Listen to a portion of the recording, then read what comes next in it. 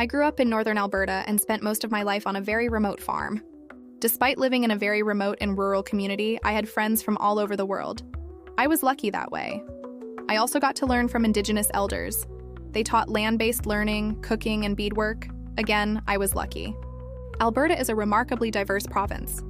The Blackfoot Confederacy encompasses several First Nations in Alberta, Canada, and Montana, USA, with the Siksika Nation or Blackfoot Nation having their reserve, Siksika 146, located 95 kilometers east of Calgary. This photo is a Blackfoot family living off the land. And did you know that it was the Blackfoot peoples of Alberta that inspired the teaching of the famous American psychologist Abraham Maslow? I didn't know that until a few years ago. I learned it from an Indigenous colleague. And while I did my early education in Alberta, so did Maslow. He lived among the Blackfoot peoples in Alberta, learning about how they organized themselves, collaborated together, educated their children, and lived in harmony with the land. The Maslow's hierarchy of needs was the result of his work with the Blackfoot peoples. He broke down everything human beings need to live and flourish. According to Maslow, there are 5 sets of basic needs: physiological, safety, love, esteem, and self-actualization.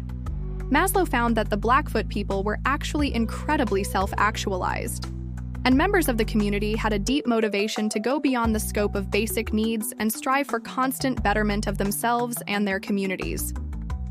Maslow discovered that, to most Blackfoot members, wealth was not important in terms of accumulating property and possessions. Giving it away was what brought one the true status of prestige and security in the tribe.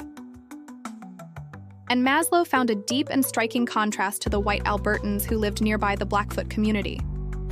According to Maslow's biographer, Maslow was shocked by the meanness and racism of the European Americans who lived nearby.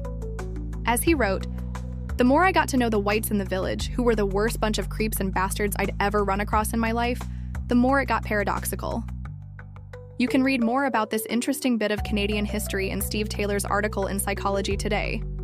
It is a slice of Canadian and Albertan history I find myself thinking of a lot recently as I see the political divisions in Canada, and think about those creeps and bastards Maslow talked about